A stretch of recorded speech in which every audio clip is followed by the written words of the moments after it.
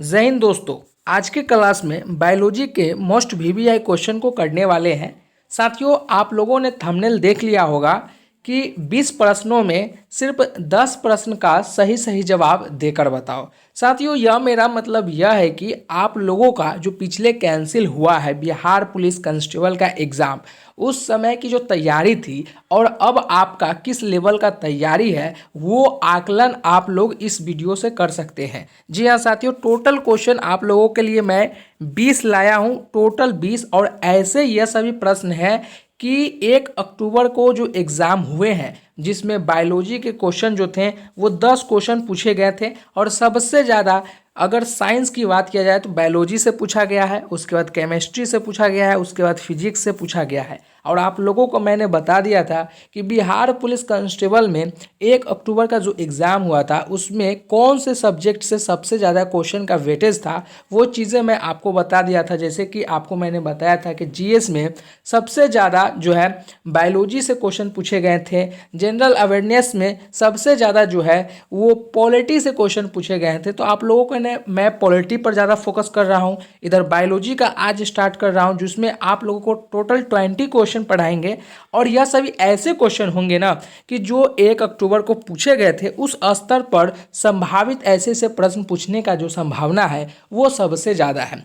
और यह सभी वन लाइनर क्वेश्चन है। उम्मीद है कि आप लोग यह क्वेश्चन को देखने के बाद यकीन कीजिए आप लोग 100% क्वेश्चन को कर लेंगे, क्योंकि ऐसे ही क्वेश्चन आपको आने वाले समय में 2 दिसंबर को जो एग्ज़ाम होंगे बिहार पुलिस कांस्टेबल का, उसमें जो है यह कारगर आप सभी का साबित होगा। रैपिड फायर में हम लोग क्वेश्चन को करेंगे और बहुत जल्दी जल्दी करेंगे। 20 क्वेश्चन को देखेंगे क्योंकि आप सभी जो है पढ़ना बिल्कुल नहीं चाह रहे हैं, जो कि मैं चाहता हूं कि आप लोग जितना ज़्यादा हो एजुकेशन पर ज़्यादा का ज़्यादा फोकस करें और रील्स और स्टेटस या सभी चीज़ों पर थोड़ा अवॉइड करें। और अभी थोड़ा सा पर्व का माहौल है, दिवाली छठ पूजा या सभी सीज़न है, तो यहाँ पर व्यस्तता काफ़ी ज़्यादा आप लोगों की होगी। तो मैं चाहता हूँ कि शॉर्ट आप लोगों को मैं वीडियोस दूँ जिसमें 20 क्वेश्चन हो, 10 क्वेश्चन हो, जिससे आप अपने जो है एजुकेशन से जो है माहौल बनाकर रखेंगे, उसके साथ आप जुड़े रहेंगे और आप लोगों को वैसे क्वेश्चन को प्रोवाइड किया जाए जो आपके एग्ज़ाम के लिए जो है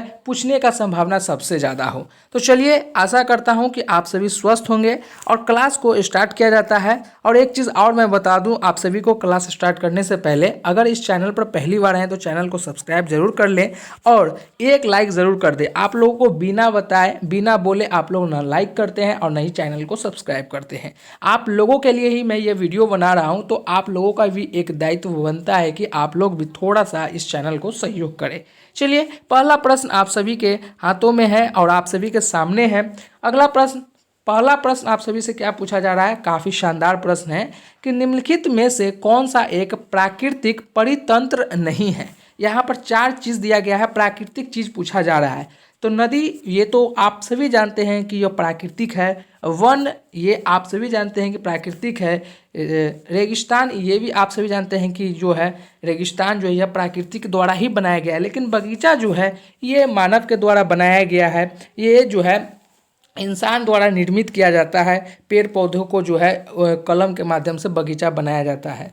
वन जो है, नदी जो है, रेगिस्तान जो है, यह सभी चीज़ें जो है प्राकृतिक परितंत्र है। तो सवाल नंबर 1 का जो राइट ऑप्शन हो जाएगा वो ऑप्शन आप सभी का डी हो जाएगा। हम लोग इससे भी तेज़ी में क्लास करेंगे। जी हाँ साथियों, इससे भी तेज़ी में क्लास करेंगे और सिर्फ वीवीआई क्वेश्चन को देखेंगे। आप लोगों को यह क्वेश्चन आसान लगता होगा क्योंकि आप लोगों ने अच्छे से पढ़े होंगे, तभी आसान लगते होंगे। बहुत सारे ऐसे स्टूडेंट होंगे कि उनको यह सभी क्वेश्चन भी पता नहीं होगा, लेकिन यकीन मानिए ऐसे ही क्वेश्चन आपके एग्जामों में पूछे गए थे और पूछने का संभावना भी है। देखिए, सवाल नंबर 2 आप सभी से क्या पूछा जा रहा है कि हीमोग्लोबिन वर्णक पाया जाता है, कहाँ पाया जाता है। आप सभी के लिए 4 ऑप्शन दिया गया है। ए आप सभी का दिया गया है आरबीसी में, बी डब्ल्यूसी में, सी प्लेटलेट में, या डी मोनोसाइट में। तो आप सभी जानते हैं कि हीमोग्लोबिन जो पाए जाते हैं वो कहाँ पाए जाते हैं, आरबीसी में। कहाँ पाए जाते हैं, आरबीसी में पाए जाते हैं। तो सवाल नंबर 2 का आपका राइट आंसर जो हो जाएगा वो राइट आंसर आपका ए हो जाएगा। चलिए अगला प्रश्न को देखते हैं। थोड़ा सा जूम ऑफ करें ताकि आप लोगों को और स्पष्ट रूप ही दिखे, है ना। चलिए, यह सभी साथियों मैं यकीन के साथ कह रहा हूँ कि अगर आप लोग 20 में 10 क्वेश्चन अगर आप लोग कर ले रहे हैं तो यकीन मानिए आपकी जो तैयारी का जो लेवल है वो बहुत अच्छा लेवल है। यकीन मानिए आपको ज़्यादा फोकस नहीं, बस कंसिस्टेंसी बनाकर आपको रखना है। अगर 20 में 10 क्वेश्चन अगर सही कर लेते तो कंसिस्टेंसी मेंटेन करना होगा, सिलेक्शन आपका एकदम तय है, 100% सिलेक्शन आपका तय हो जाएगा। ठीक है, नेक्स्ट क्वेश्चन सवाल नंबर 3 आप सभी से क्या पूछा जा रहा है कि परागकणों का एक पुष्प से दूर तक स्थानांतरण किस माध्यम के द्वारा होता है? ए जल के द्वारा, बी वायु के द्वारा, या सी कीट के द्वारा, या डी उपयुक्त में सभी।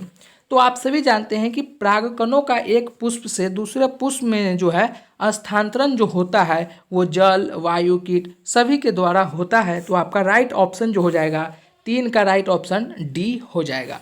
नेक्स्ट क्वेश्चन सवाल नंबर 4 आप सभी से क्या पूछा जा रहा है, थोड़ा सा इसको जूम आउट कर दें ताकि स्पष्ट दिखे आप सभी को, है ना। चलिए अगला क्वेश्चन आप सभी से क्या पूछा जा रहा है, कितना सिंपल प्रश्न है और आप सभी जानते भी होंगे कि आनुवांशिकी का जनक किसे कहा जाता है? ए फिरस एफ ई को, या बी मेंडल को, या सी मेहता केसी सिन्हा को, या डी शहनी बी को। तो आप सभी जानते हैं कि आनुवंशिक मतलब जेनेटिक का जनक जो है वो मेंडल है। तो आपका राइट आंसर जो हो जाएगा वो आंसर आपका डी हो जाएगा। चलिए नेक्स्ट प्रश्न की ओर चलते हैं। अगला प्रश्न आप सभी से क्या पूछ रहा है सवाल नंबर 5 में कि असमतापी जंतु जिनका हृदय द्विकक्षीय होता है? ए सर्क, बी सैलामेंडर, या सी टर्टल, या डी डोड। तो असमतापी जंतु जो है वो है शार्क, जिनका हृदय जो है द्विकक्षीय होते हैं। तो आपका राइट ऑप्शन जो है वो ऑप्शन आपका ए हो जाएगा। नेक्स्ट क्वेश्चन की तरफ चलते हैं। अगला क्वेश्चन आप सभी से क्या पूछा जा रहा है, अगला प्रश्न सवाल नंबर 6 में आप सभी से पूछा क्या जा रहा है, थोड़ा सा जूम को ऑफ किया जाए, चलिए, है ना। अगला प्रश्न आप सभी से क्या पूछा जा रहा है सवाल नंबर 6 में कि निम्नलिखित में से किसका बीज प्रोटीन एवं वसा तेल का प्रचुर स्रोत है? ए गेहूं, बी राई, सी सोयाबीन, या डी सरसों। कितना सिंपल प्रश्न है और आप सभी लोग, उम्मीद है कि आप लोग सभी लोग जो है सही ऑप्शन दें, ऑप्शन जो है सही आप लोग चूज करेंगे। ऐसे ही क्वेश्चन आप सभी के बायोलॉजी में पूछे जाएंगे और आप लोग ओवर कॉन्फिडेंस में क्वेश्चन न देखने की वजह से जो है, प्रैक्टिस न करने की वजह से जो है ऐसे ऐसे क्वेश्चन को आप लोग गलत कर बैठते हैं। यकीन मानिए 1 अक्टूबर को इसी स्तर पर जो है क्वेश्चन को पूछे गए थे। चलिए क्वेश्चन आप सभी से क्या पूछ रहा है सवाल नंबर 6 में आप सभी से पूछा जा रहा है कि निम्नलिखित में से किसका बीज प्रोटीन एवं वसा तेल का प्रचुर स्रोत है?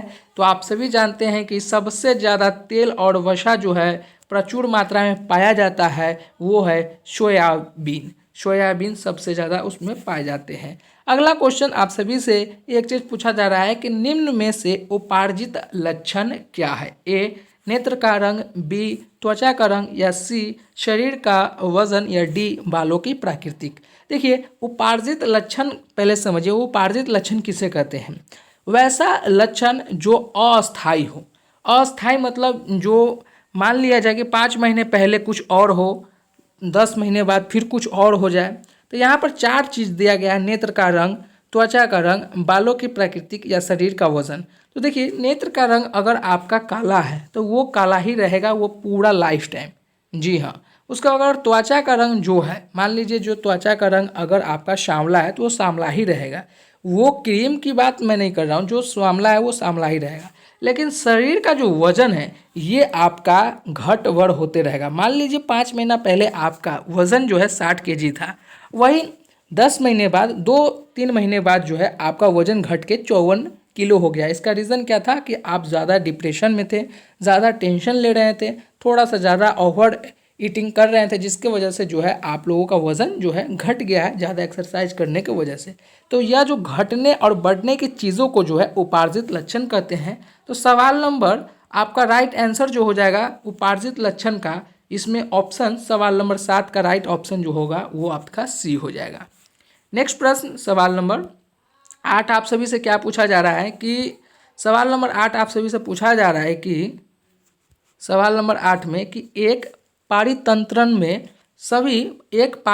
में सभी हरे पौधे एवं नील हरित शैवाल जिनमें प्रकाश संश्लेषण क्षमता होती है वो किस वर्ग में आते हैं? ए उत्पादक वर्ग में, बी प्राथमिक उपभोक्ता के वर्ग में, या सी विघटनकारी के वर्ग में, या डी द्वितीय उपभोक्ता के वर्ग में। तो देखिए, एक परितंत्र में सभी हरे पौधे एवं नील हरित शैवाल जो है, जो प्रकाश संश्लेषण की क्षमता रखता है, वो जो है उत्पादक वर्ग में होंगे। और सवाल नंबर आपका राइट का सही ऑप्शन जो है वो ऑप्शन आपका ए हो जाएगा। नेक्स्ट क्वेश्चन सवाल नंबर 9 आप सभी से पूछा जा रहा है कि बायोगैस का मुख्य घटक क्या है। 4 ऑप्शन दे रखा है, मीथेन, इथेन, प्रोपेन और बीटेन। देखिए, अभी हम लोगों ने 9 क्वेश्चन कर लिए हैं और 9 में ऐसे भी कोई स्टूडेंट होंगे कि 9 में 9 सही भी किए होंगे, कोई 9 में 5 सही किए होंगे, कोई 6 सही किए होंगे। अभी और क्वेश्चन है और यकीन कीजिए आज का जो 20 क्वेश्चन है उसमें लगभग स्टूडेंट 50 प्लस करेंगे, 15 प्लस लेंगे। इसका रीज़न क्या रहेगा कि वो जो है एजुकेशन सेक्टर से, मतलब एजुकेशन से ज़्यादा जुड़े होंगे इसीलिए। और जिनका 4 क्वेश्चन अभी तक 9 में अगर 1-2 क्वेश्चन सही हुआ है तो अभी 10 क्वेश्चन 11 क्वेश्चन और बचा हुआ है, तो वो जो है कितना सही कर पाएंगे, मुश्किल से 2-4 और सही कर पाएंगे, वो 6-7 क्वेश्चन में ही रह जाएंगे। अगर आप ये सब क्वेश्चन का, अगर इतना सरल क्वेश्चन का अगर 50% अगर उत्तर नहीं दे पा रहे हैं तो आपसे कैसे एग्ज़ाम निकलेगा। इसलिए मैंने आप सभी को बताया है कि अगर यहाँ पर 50% क्वेश्चन अगर दे रहे हैं आंसर तो आप सभी का एग्ज़ाम जो है सफलतापूर्वक निकल जाएगा, है ना। क्वेश्चन क्या पूछा जा रहा है सवाल नंबर 9 में कि बायोगैस का मुख्य घटक क्या है। तो A methane, B ethane, C propane या डी ब्यूटेन। तो मुख्य घटक जो है वो घटक मीथेन है। चलिए अगला क्वेश्चन सवाल नंबर 10 आप सभी से क्या पूछा जा रहा है। सवाल नंबर 10 आप सभी से पूछा जा रहा है कि वह लक्षण जिन पर 5 जगत वर्गीकरण आधारित था। ए कोशिका भित्ति एवं कोशिका झिल्ली, बी कोशिका भित्ति केंद्रक झिल्ली एवं पोषण विधि, सी कोशिका भित्ति पोषण की विधि एवं उत्सर्जन का प्रकार, या डी कोशिका झिल्ली केंद्रक झिल्ली एवं प्रजनन की विधि। तो वह लक्षण जिन पर 5 जगत वर्गीकरण आधारित है उसमें है कोशिका भित्ति, केंद्रक झिल्ली एवं पोषण की विधि। तो सवाल नंबर 10 का जो राइट आंसर हो जाएगा वो राइट आंसर आपका बी हो जाएगा। नेक्स्ट क्वेश्चन की ओर चलते हैं। अगला क्वेश्चन आप सभी से क्या पूछा जा रहा है कि अगला क्वेश्चन आप सभी से पूछा जा रहा है कि सवाल नंबर 11 में कि तने में कैवियम छल्ले की सक्रियता से पीठ की ओर बनने वाली कोशिकाएं क्या कहलाती है। ए प्राथमिक जाइलम, बी द्वितीयक जाइलम, या सी प्राथमिक फुलेयम, या डी द्वितीयक फुलेयम। तो देखिए, तने एवं कैवियम छल्ले की सक्रियता से पीठ की ओर बनने वाली कोशिकाएं जो है वो द्वितीयक जाइलम कहलाती है। तो सवाल नंबर 11 का राइट ऑप्शन आपका बी हो जाएगा। नेक्स्ट क्वेश्चन सवाल नंबर 12 आप सभी से क्या पूछा जा रहा है कि केल्विन में CO2 का प्राथमिक ग्राही कौन सा है। ए PEP, बी RUBP, सी RPGA, या डी OAA। तो केल्विन में CO2 का प्राथमिक जो है ग्राही है वो है RUBP। बहुत सारे ऐसे स्टूडेंट होंगे कि जो 12 क्वेश्चन में अभी भी 7-6 पर अटके होंगे, तो उसका जो है अभी 8 क्वेश्चन में 2-3 वो सही कर लेंगे, यकीन मानिए उसका जो है रिजल्ट बन जाएगा। अभी 12 में बहुत सारे ऐसे भी स्टूडेंट होंगे कि जो 12 में 12 अभी तक सही कर चुके होंगे। जी हाँ, चलिए अगला क्वेश्चन सवाल नंबर 13 आप सभी से क्या पूछा जा रहा है। सवाल नंबर 13 कि एड्स रोगी में न्यून प्रतिरक्षा किसकी संख्या में गिरावट के कारण होती है। अभी जो 6-7 और क्वेश्चन है वो सभी भी एकदम लाजवाब क्वेश्चन है और इसी स्तर का क्वेश्चन है और आपके एग्जाम में भी हूबहू यही देखने को भी मिलेंगे। चलिए सवाल नंबर 13 आप सभी से पूछा जा रहा है कि एड्स रोगी में न्यून प्रतिरक्षा किसकी संख्या में गिरावट के कारण होती है। बी लसिकानु, या बी लाल रुधिर कणिका, या सी श्वेत रुधिर कणिका, या डी टी लसिकानुओं। तो एड्स रोगी में न्यून प्रतिरक्षा जो है इसकी संख्या में गिरावट होती है श्वेत रुधिर कणिकाओं के द्वारा। तो राइट ऑप्शन आपका हो जाएगा सी। चलिए नेक्स्ट क्वेश्चन सवाल नंबर 14 आप सभी से क्या पूछा जा रहा है कि वंशागति के क्रोमोसोमवाद का सिद्धांत प्रस्तुत किया था। ए मेंडल ने, बी डी ब्रिज ने, और आप सभी का 2 ऑप्शन और होगा कि सटन एवं बेबी वो वेरी ने, या हर्ष एवं सर्स ने। तो देखिए वंशागति का जो है सिद्धांत जो है वो कौन दिया था, वो दिया था मंडल ने। तो सवाल नंबर 14 का राइट ऑप्शन आपका ए हो जाएगा। चलिए अगला प्रश्न सवाल नंबर 15, और हम लोगों का टोटल अब 5 क्वेश्चन बचा हुआ है और आप सभी लगभग जो है अच्छे प्रदर्शन करे होंगे। अगला प्रश्न सवाल नंबर 15 में आप सभी से क्या पूछा जा रहा है कि एक परितंत्र में अपघटन की क्रिया को नियमित करने वाला कारक क्या कहलाता है। आप सभी को 4 ऑप्शन दिया गया है, ताप, मृदा की नमी, अपरदक की प्रकृति या यह सभी चीज़ें। तो एक परितंत्र में अपघटन की क्रिया को नियमित करने वाला कारक जो है वो ताप भी है, वो मृदा में नमी भी है, अपरद की प्राकृतिक भी है। तो आपका राइट आंसर जो हो जाएगा वो आंसर आपका डी हो जाएगा, यह इनमें से सभी। नेक्स्ट क्वेश्चन सवाल नंबर 16, और हम लोगों का टोटल क्वेश्चन जो बचा है वो 4। निम्नलिखित में से कौन सा एक प्राथमिक उपभोक्ता है। ए बकरी, बी घास, सी शेर या डी भेड़िया। बहुत सारे ऐसे स्टूडेंट होंगे वो डायरेक्ट घास में ऑप्शन लगाएंगे। तो यहाँ पर आप लोग ध्यान देंगे कि उपभोक्ता पूछा जा रहा है, मतलब प्राथमिक उपभोक्ता कौन है जो इसका उपभोग करेंगे। तो घास का कोई उपभोग तो होगा नहीं, वो तो ऑलरेडी एक जो है वो एक पदार्थ की चीज़ें हैं। तो बकरी जो है वो उपभोग करेंगे किसका, घास का। तो आपका राइट प्राथमिक उपभोक्ता जो होगा ऑप्शन राइट ऑप्शन होगा वो होगा ए 16 का ए आपका बकरी। नेक्स्ट क्वेश्चन सवाल नंबर 17, आप सभी से क्या पूछा जा रहा है। 3 क्वेश्चन बचा हुआ है और उम्मीद है कि लगभग स्टूडेंट जो है 10 के पार कर चुके हैं। चलिए नेक्स्ट क्वेश्चन सवाल नंबर 17, निम्नलिखित में से कौन से हार्मोन आर्तव चक्र के माध्यम में अपने उच्चतम स्तर को प्राप्त करते हैं। ए प्रोजेस्टेरॉन, बी टेस्टोस्टेरोन या सी गोनाडोट्रोपिन या डी एस्ट्रोजन। तो सवाल नंबर 17 का राइट आंसर कि हार्मोन आर्तव चक्र के माध्यम में अपने उच्चतम स्तर को प्राप्त करता है एस्ट्रोजन के द्वारा।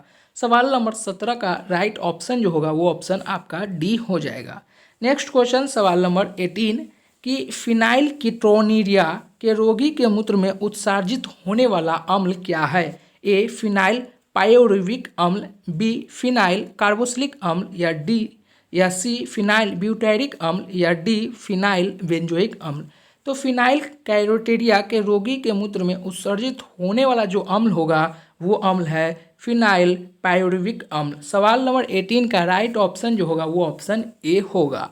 चलिए अगला प्रश्न सवाल नंबर 19, आप सभी से क्या पूछा जा रहा है और लास्ट क्वेश्चन सेकेंड लास्ट हम लोगों का, मानव जाति में निम्नलिखित में से किस प्रकार का लिंग निर्धारण पाया जाता है। ए XY, बी XO, सी ZW या डी ZO।